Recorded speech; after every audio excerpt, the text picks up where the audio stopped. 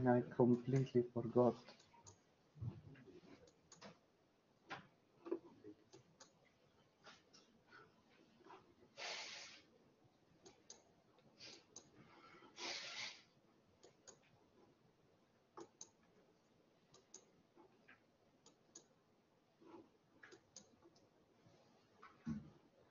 So here we are. Welcome everybody. This is our fourth lecture. We are going to discuss today managing innovation. It's actually two lectures. We are going to discuss today how to manage innovation inside our corporation. And then in the fifth lecture, the second lecture on managing innovation, we are going to discuss how to manage a collaboration. Okay? How to manage open innovation.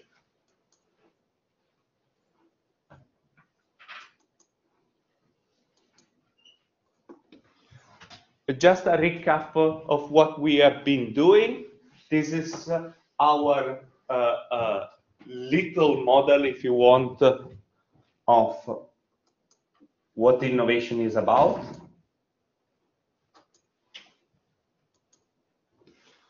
Innovation starts with search for new ideas. Once you generate a lot of ideas that you might select, then you pick some of these ideas. So there is the selection phase.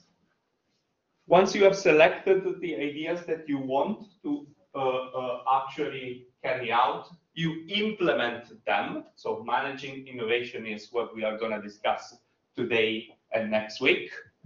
And then finally, although properly speaking is not part of the process of innovation, because innovation is just bringing something new in the market. So it doesn't matter whether it is successful or not. It doesn't matter whether you make money out of it or not. So you can be innovative and go bankrupt. Iridium is a very good example. We saw Iridium last week, very innovative, went bankrupt. Still, we care about at least making a little bit of money. So we discuss capture, how to make money out of innovation. And what I try to do in my lecture, I hope that comes across. I don't try to discuss everything, because in 6 lectures is impossible. What I try to do, I try to emphasize some key ideas.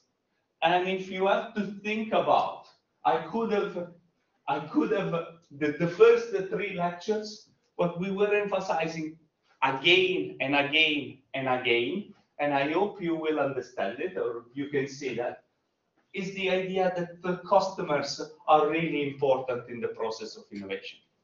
Because in the end, if you want to create something which is valuable, they need to be valued. You need to create value. And you can only create value with the process of innovation if customers are actually willing to use and buy your product. Okay? You need to, if you want to really create value, if that is the goal of innovation, then you need to know what customers actually want. So we started, for example, in lecture 2, we were discussing a little bit what type of service you can do.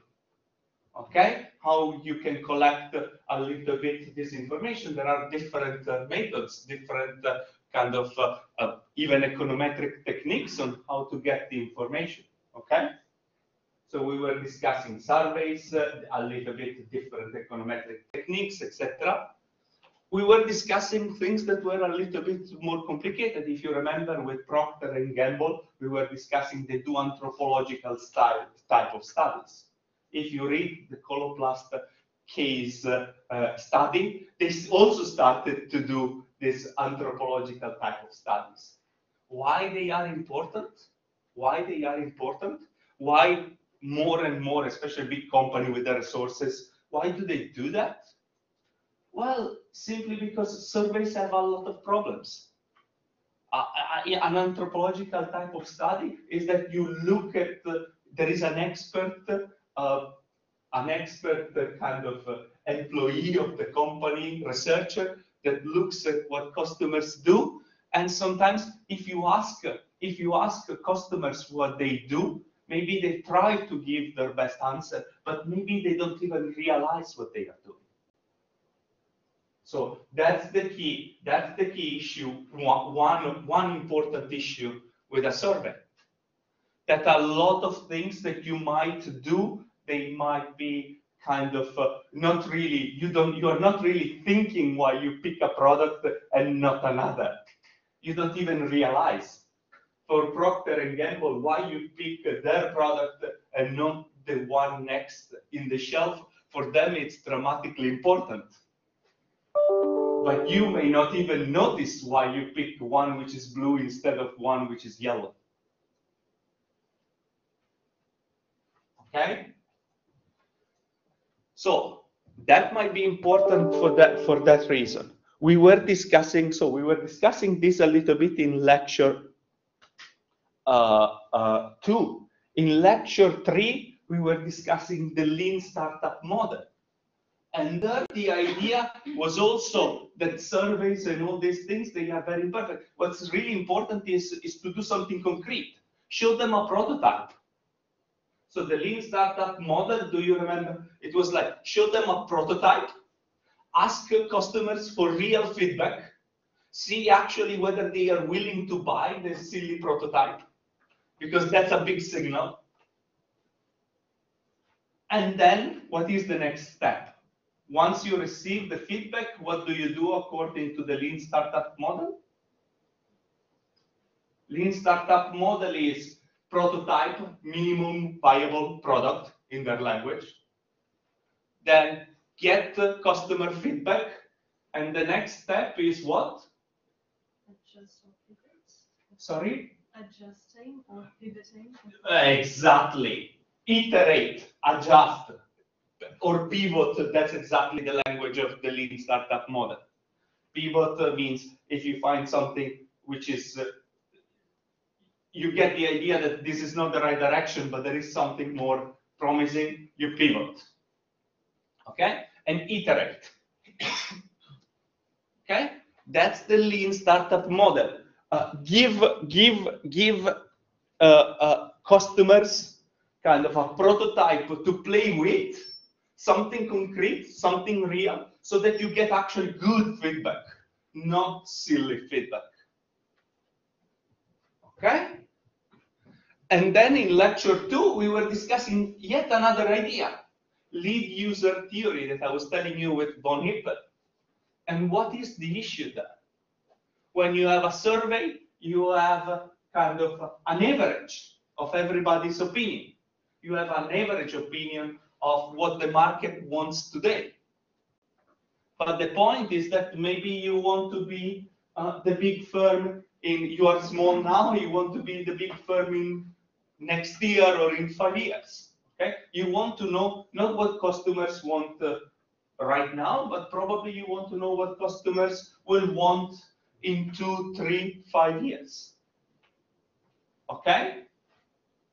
Maybe that's more valuable than knowing what they want now. Okay? And the lead user's idea is that very often there are kind of some users that are ahead of the curve. This is Coloplast, this is your case study, etc. This could be surgeons or nurses that have special needs, because maybe they work with very difficult cases. Okay? And the lead user theory tells you, yes, there are customers that are extreme. Maybe these customers maybe they are extreme because they live in Africa and they have little water. Maybe these customers are extreme because they live in a rural village in India and they are so poor that the product needs to be really basic. Okay? Or maybe your extreme customer is NASA and they need to go to space. So the bodysuit that you have to create needs to be fantastic in some respect. Okay? So lead users are typically users that are extreme in some respect. And very often they have these extreme needs, and because there is no product in the market that does what they want, they often come up with their own solutions. This is in the medical industry, this happens every time. I told you about my best friend, who is a very good surgeon in Italy. He came up with his own, he invented his own method and his instruments to do liver transplant. The mountain bike was created by people that wanted to go down the mountain, and all that they had was the traditional bicycle. So little by little, they started modifying things. Windsurfing came up exactly in the same way. Von Hippel has shown that this happens in a lot of industries. There are a lot of consumers that have special needs. They think about how to change things. And then their kind of ideas, they become adopted by many others. Maybe in Africa, you need to create a detergent that uses very little water because you don't have a lot of water. But then in Europe, why do you use that? Because it's more ecologically friendly. And it becomes a big innovation for Procter & Gamble. Do you understand? These things can be really important. So we were talking about lead users as customers that are ahead of the trend, and in addition to that, they provide insights, ideas, possible solutions that you can implement, and you can, as a company, because you are big and stronger, probably, you can also improve upon. The mountain bike is a perfect example. And then, lecture number 1, we were talking about disruptive innovation. We were talking about disruptive innovation, this idea that there are not simply the market, but there is the, for example, most important, the low end of the market, and there are special niches, like we were talking about the electric car, more ecologically friendly things, that can be a niche at the beginning, because, and here it's a little bit how the technology evolves. So you create a product that serves a special niche, and this product is initially very crappy. This is the notion with disruptive innovation. The first electric car is pretty crappy compared to the petrol car. And it cannot be differently, because the petrol car, you have been working on that for a century. The electric car is initially crappy, but it serves a need. And the other thing is that you can improve on it. And Tesla has been working on that until the Tesla becomes as good as a petrol car. And at that point, it becomes really disruptive. It becomes mainstream. Because you have everything that a petrol car has. The same acceleration, it's convenient because you have, you can charge it, etc. Once it becomes as convenient as that, but still it's more ecological.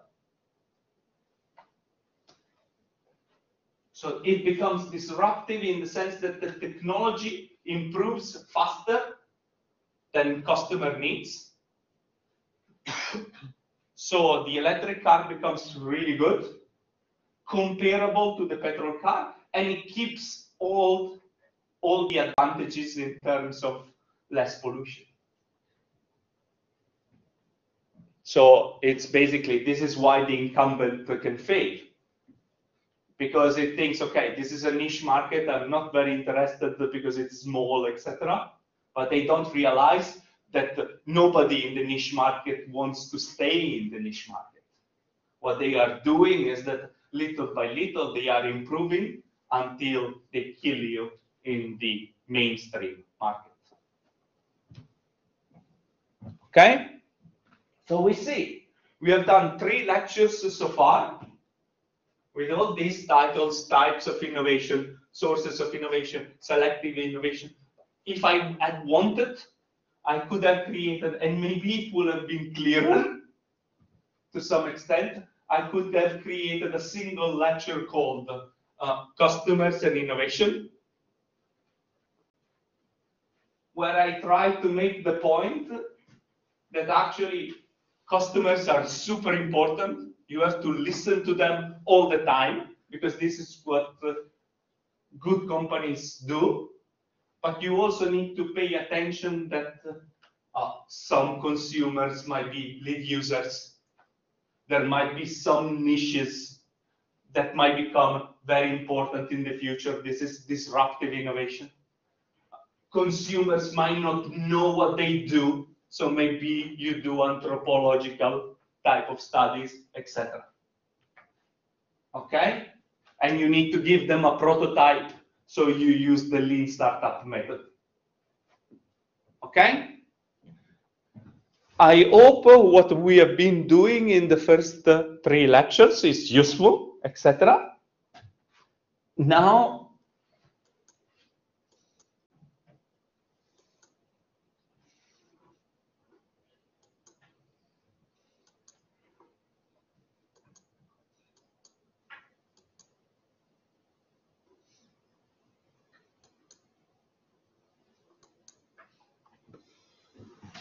we switch a little bit.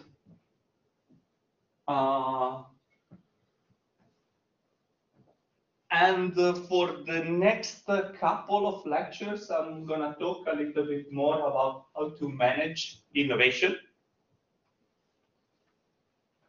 And if I have to find, I will suggest a number of ideas. I will suggest a number of things that I think are important in general. Each of the things that I say, like in the coursework, I ask you about suggestions for your organizations. Each of these ideas could be talking about diversity and communication in teams, like office design, these sort of things, or incentives, well, financing innovation, I don't know. But all these things that I mentioned are things that you could put as a suggestion. And again, as I said, but please, I discuss some ideas. I put quite a bit on Blackboard. Actually, I've been adding stuff. There are readings for you. I've actually put more stuff on Blackboard. There is, maybe I didn't put enough on alliance management. There is a little bit on the book, which is useful. So here there are some kind of chapters in the textbook that I've suggested. The textbook is nothing special, but sometimes it helps to have a textbook because it's kind of articles are usually very specialized on a single idea. Whereas the textbook is going to tell you, okay, this is the problem, and we can have many solutions to this problem. So in this sense, the textbook is useful. It's like me telling you all the things that I think are important about customers, and we discuss customers in many different ways. But if you listen to Von Eppel, he talks only about lead users. If you listen to Christensen, he only talks about disruptive innovation. If you listen to other guys that do anthropological work, they only talk about anthropological studies. Okay? I'll try to find. Well, there is the textbook that you can use as well. Okay?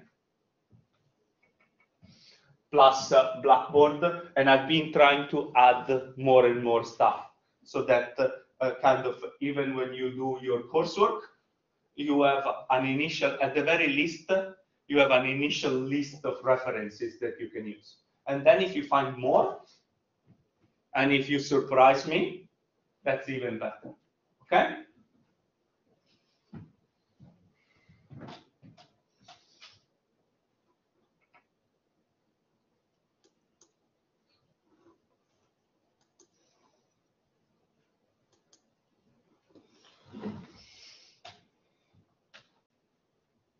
So what we are gonna do today,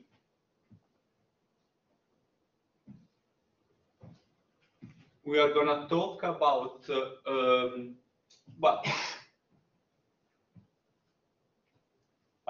three ideas or four ideas. One is diversity and communication. The other one is incentives.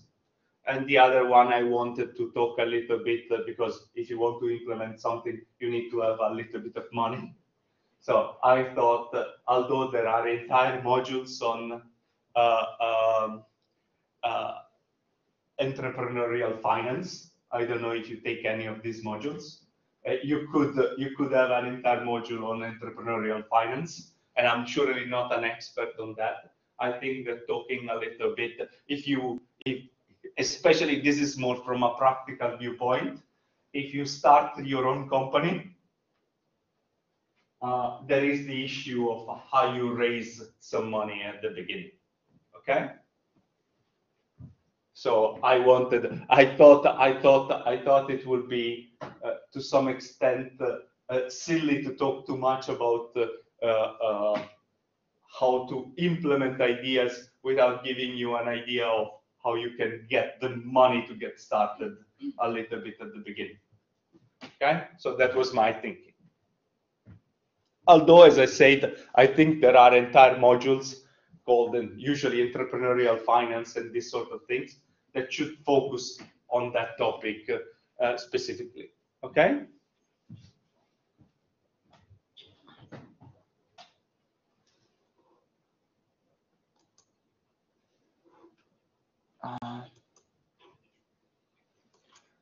Diversity and collaboration. Let me start. This is true. So this problem here, your firm won a $1 million contract. Your firm is a leading technology firm in the US. This is real. This happened.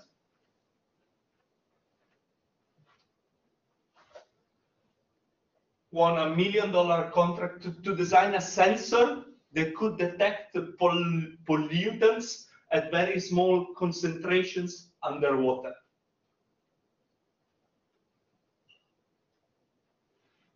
Okay? So they want to detect pollutants underwater at very small concentrations. I cannot remember. They don't say, I think, kind of. It's probably the government. And it makes a contract with one of the leading technology firms in the US and says, can you develop this sensor? These are the specifications that we need. We give you $1 million if you can do that. Can you do that? And what I was very impressed. The technology firm made a lot of money out of this contract. Okay. And the key thing is that how design the team to tackle the problem in the first place. So if I ask you, so if that is your problem, if you are the leading team, leading technology firm, if that is your team, who would you put in the team? So who would you put? Who are the people? What are the kind of the type of scientists or engineers, etc., that you would put in the team to examine the problem? Biologists. A biologist, why? Because they need to understand the niche and the environment, what is happening, you know, the consequences. Then oceanographies, I guess is the people specialists in the ocean, and yeah, and combine both forces to tackle. I think this is thank you. I think this is a great suggestion. I am a little bit surprised that you started with that. Me personally, I would have started with engineers and computer scientists because you have to design a sensor.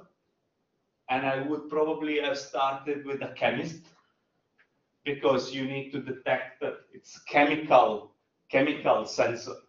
So you need to detect the pollutants, etc.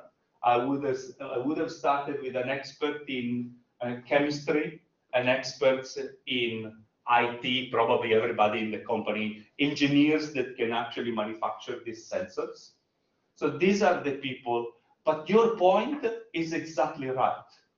Your point is exactly right. The reason why they made a lot of money, actually they paid for this, they got a $1 million contract and they spent $1,000 developing the sensor. So they actually made a lot of money, is because they had a marine biologist in the team. And the reason why the marine biologist was able to give them the key insight is that he showed them that basically clams are basically natural sensors.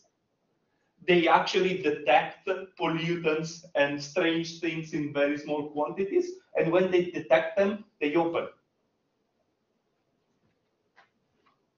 So the problem was changed from essentially detecting pollutants in very small quantities, which might be a difficult problem. This is probably what the government was thinking. It's a difficult problem.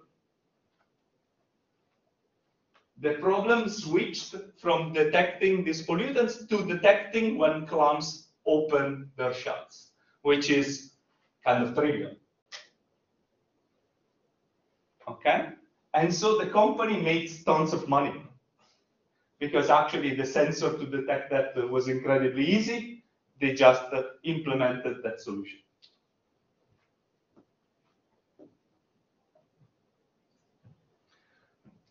The takeaway that I take from this is that when it comes to innovation, when it comes to developing something new, especially at the beginning, it pays to be kind of comprehensive, if you want, to err on the side of being comprehensive in the type of expertise that you put in the team. And then maybe you narrow down.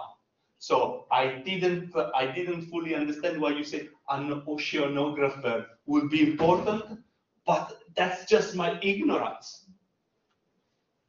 Maybe there is something important about currents and things that oceanographers can contribute. I don't know. I honestly don't know. I wouldn't be thinking about an oceanographer at all, exactly as I wouldn't have thought about a biologist myself. Me, I would have gone with a chemist and kind of IT engineering type of guys. I would have gone for the straight thing, and I would have missed the easy opportunity. I don't know. Maybe it was not impossible. When I was reading a little bit more about chemical sensors, they are very often in kind of these sensors. Very often, the most sophisticated ones are when you put them inside the human body, because you have to detect like things like changes in DNA and this sort of things. So maybe the idea of putting a biologist, etc., in the team was not so crazy or so original or so impressive that it sounded to me when I read the story. Okay. So because a lot of these things actually are in the medical industry, the more sophisticated parts, okay? But I thought kind of the lesson that I learned from this was that kind of don't go straight for what you think is the right answer. When you design a team to tackle a problem, it pays, and maybe you just waste a little bit of resources at the beginning to be a little bit more comprehensive. Ask opinions a little bit more widely, and then you narrow it down in the next meeting or in the next couple of meetings. Okay? So this is one suggestion.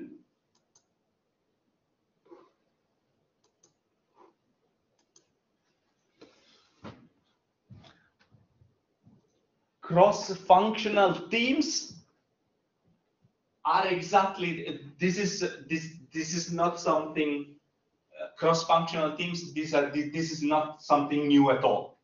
This is cross-functional teams is what every large corporation already knows. Okay, but the key point is that innovation, as I was trying to tell you, is made of many different things. Is made of consumers, so marketing is important. Is made of science, so the R&D unit is important. Is made of, you actually have to produce and manufacture that. That might be not as fashionable as creating a prototype, but this is what Elon Musk does all the time. Rocket science has already been invented by NASA. What Elon Musk is doing is more the engineering that the rocket doesn't cost $1 billion, but it only costs $1 million. Okay, and by the way, when he makes quotes about producing batteries, etc., that's exactly what he says about electric cars is exactly the same. And what Apple did, if you remember my story about the mouse that was invented by government, then it was thought of by university scientists.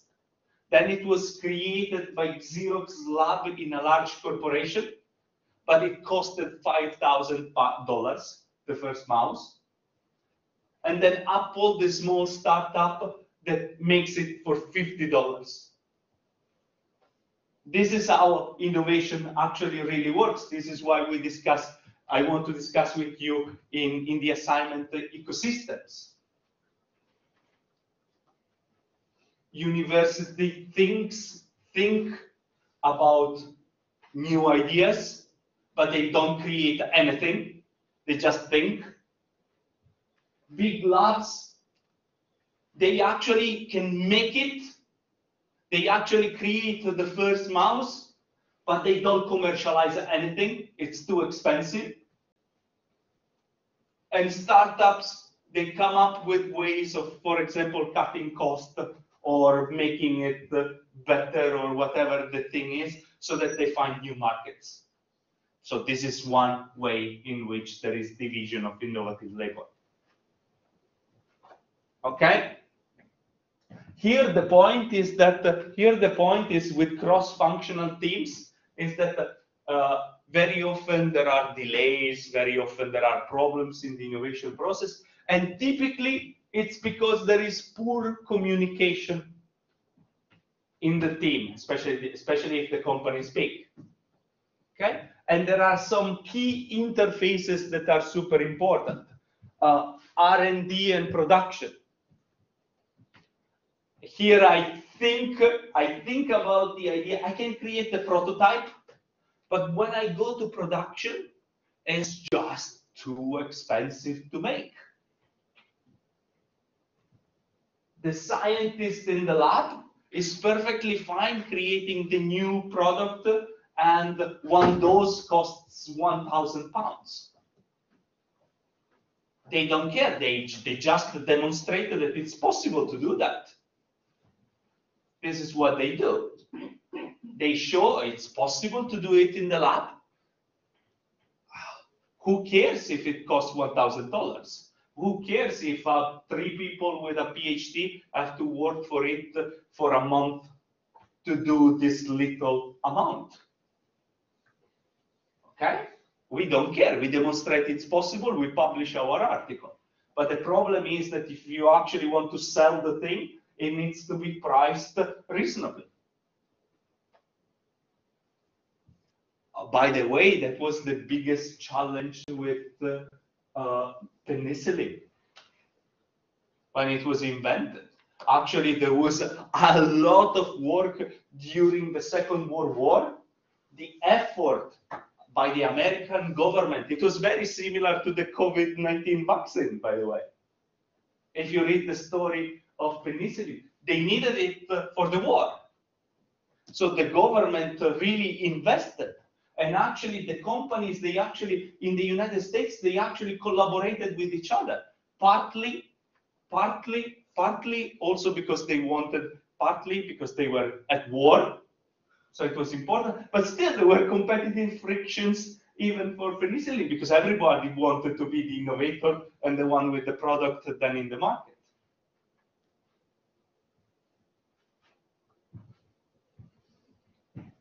So it's very important that there is a kind of interaction and discussion between R&D and production, because you don't simply have to produce one dose of whatever you are doing. You don't have to simply produce one car, but you need to produce 1 million cars, and these 1 million cars, they need to be priced reasonably, because otherwise nobody will buy them.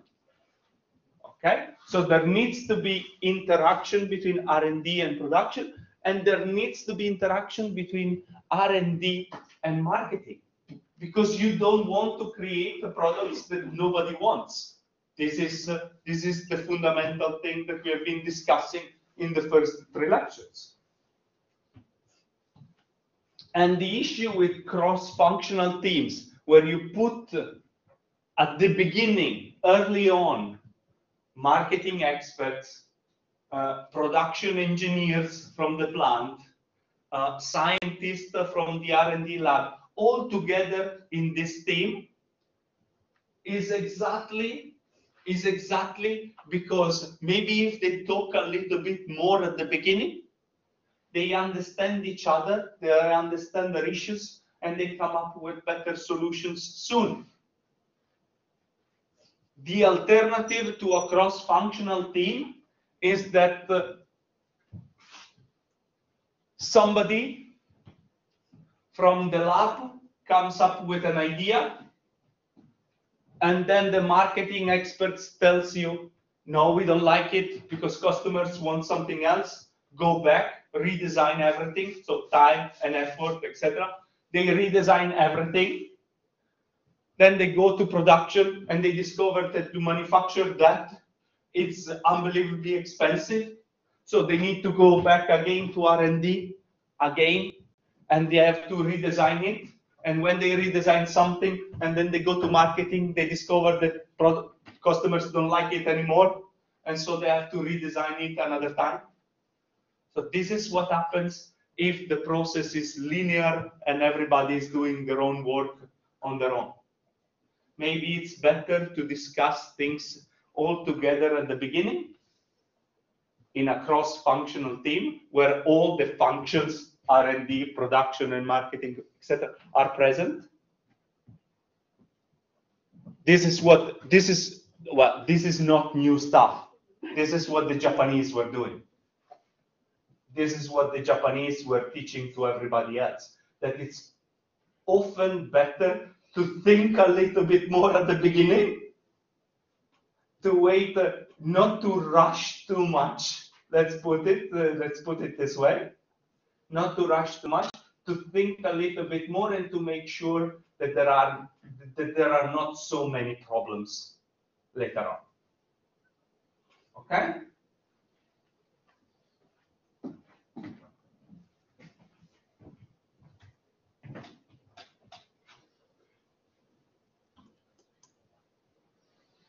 Oh, this is just to say, and this is also old research. Large companies know that. I'm just teaching you that, okay? So cross-functional teams are nothing particularly new or anything. Good companies, they already know that.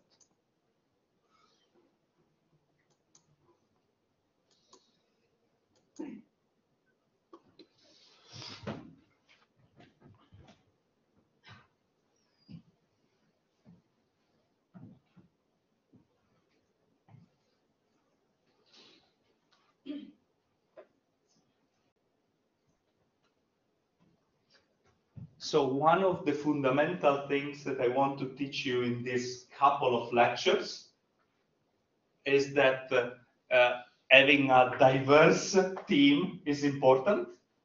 But when you have diversity in the team, you need to find a way to make people talk to each other. Okay?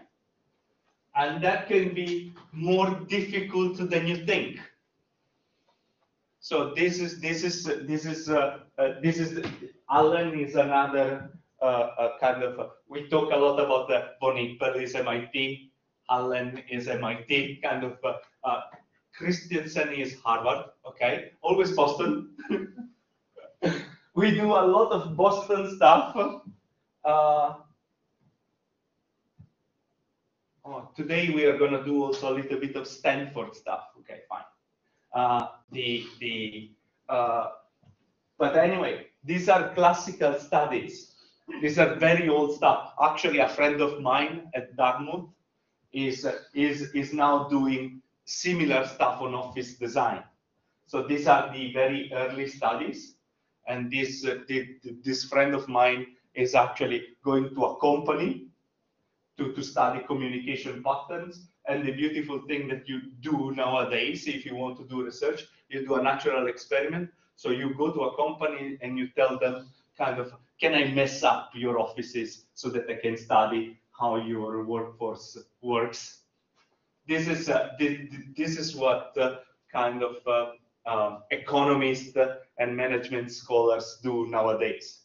He went to, what was the company? It was some finance company, whatever. He is a super nice guy from Mexico. They did that for incentives as well. We will see that in a second. But the thing is, these are the early studies. My friend is doing fantastic research, but he never publishes anything, so I can never quote anything he does. What the early studies found is that it takes just a little bit of distance between the people in the team, and communication declines a lot. So this is the probability of communication, at least once a week, frequency of communication, and distance in the office. And you see that the kind of, if you are next to each other on the desk, you talk, but as long as you are 10 meters from each other, which is not very far, the probability of communication really drops a lot. 10 meters basically kill communication.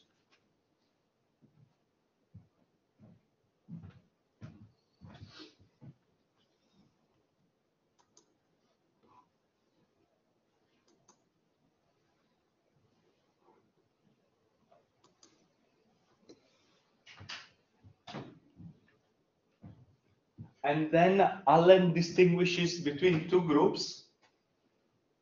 So some people are in your team, in your group, and some other people are not in your group. So for me, will be how far I am from my colleagues in the office at the business school.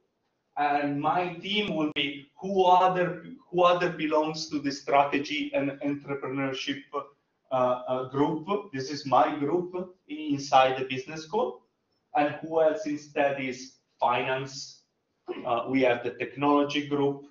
We have the economics group. We have different we have 6 groups, and I belong to the strategy and entrepreneurship group. Okay? So my intra-group will be strategy and entrepreneurship, and intergroups will be my communication with everybody else outside the strategy and entrepreneurship. And what it shows is that, what this one shows is that for the intra-group, even if there is distance here, I still have a little bit of communication. Even if we are far apart, we still talk to each other. Probably because we have, for example, in strategy and entrepreneurship, we have our meetings every month. Okay? But if you are in between groups, so finance and accounting, etc., if there is distance, we don't talk to each other. And I thought this was incredibly important. I think this information is really, really, really important, because what it tells you is that especially for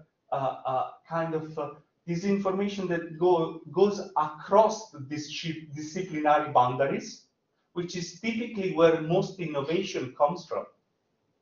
Okay?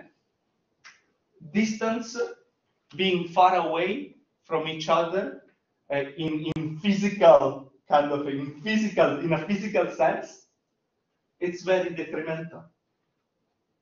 So the chances that you would speak to somebody that does something very different from you, you will be talking to people that do the same thing as you, okay?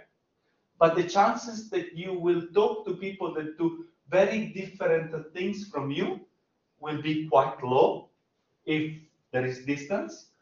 And I would want to suggest is that the most innovative ideas, they often come when people from two very different backgrounds, they talk to each other. This is the history of innovation many, many times. That basically scientists from very different disciplines meet together in front of a water cooler, and they come up with big innovations. My favorite story is because it's just in front of the water cooler, is I mean, I don't know if you are an economist, but this is what Kenaro is the best economist after the war, okay? As Nobel Prize winner, he recently died. I'm a big fan of Kenneth Arrow, and he did a lot of things. One of the things that he did is this impossibility theorem. He mathematically proved that it's impossible to have democratic institutions that satisfy some reasonable requirements. So it's a big result. But he was an economist, a mathematician. And the reason why he started working on the problem is that he met in front of a water cooler. He found there was a political scientist that told him, I don't think these assumptions that you do in economics, that there is a government with certain preferences and everything else, I don't think this is reasonable. I don't think you can aggregate preferences this way. And he actually, because he was told that in front of the water cooler, he started thinking about the issue, and he came with one of the biggest results in mathematical, political theory and economics that there is, the impossibility theory.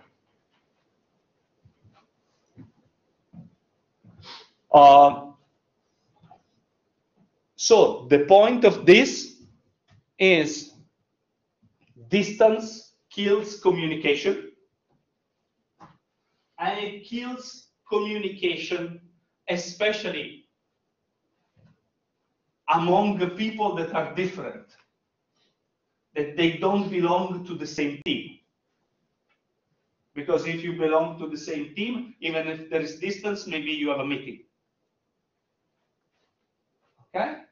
And I would suggest that this is very important for innovation, because innovation tends to come from chance communication from people that have different backgrounds. and different types of expertise. Okay?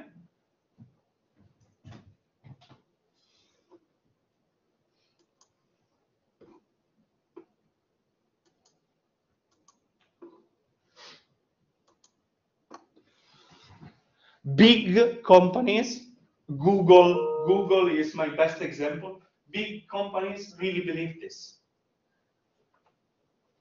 Big companies really believe that this kind of, if you want this manufactured serendipity, chance encounters, kind of, they are not so much a matter of chance, but they can kind of, you cannot plan it, but you can offer conditions that kind of are supportive of these chance encounters.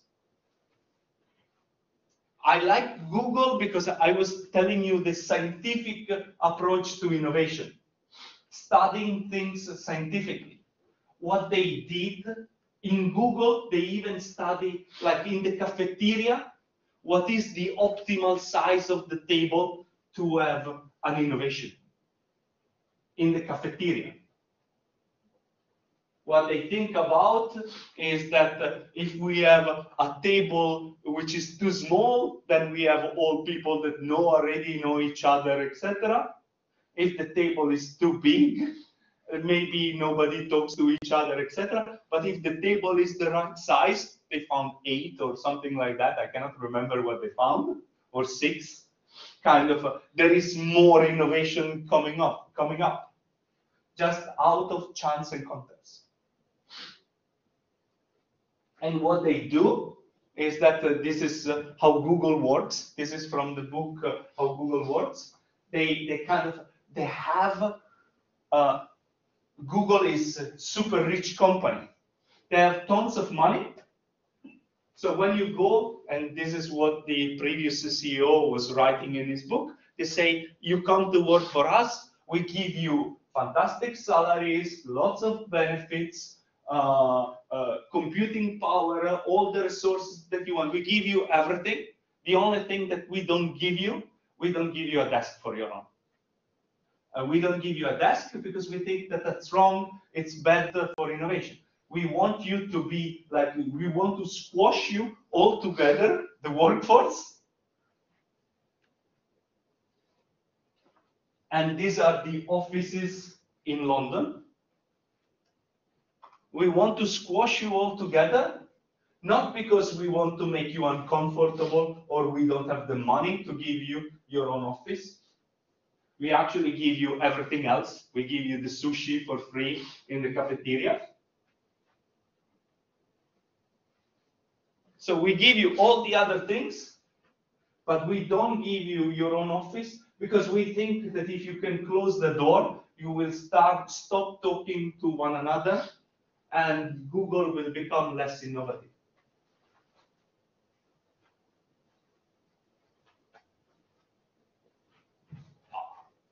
Is this clear?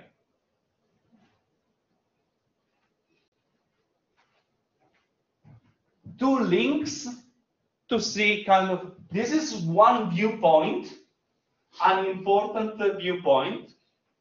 These two links give you links to kind of counterpoints. Okay? And these counterpoints, I'm a big fan, for example, of a book called Deep Work or whatever. It's an interesting book that says kind of that you need to think hard about issues. And having too many interactions, too much chit chat, etc., can be good. Maybe you generate a lot of ideas, but sometimes you need time and space to think deeply about stuff. So the key point is that you might get too distracted, or whatever is the pronunciation. Okay. And there are, as I said, office design. Office design. Look at your library here. Look at your library. There are spaces for communal work when you can work in a team, and there are quiet places with offices that you can take when you need to do the deep work. This is exactly how Google and the other big companies do it.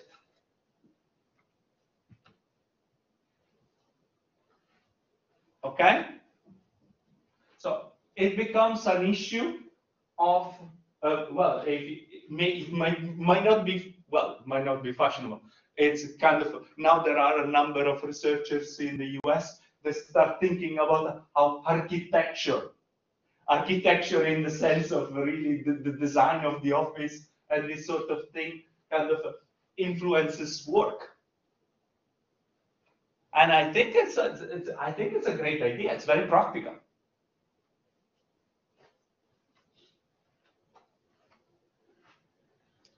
Okay. 10:08. Okay, we are kind of. Let's have a break. Let's have a break.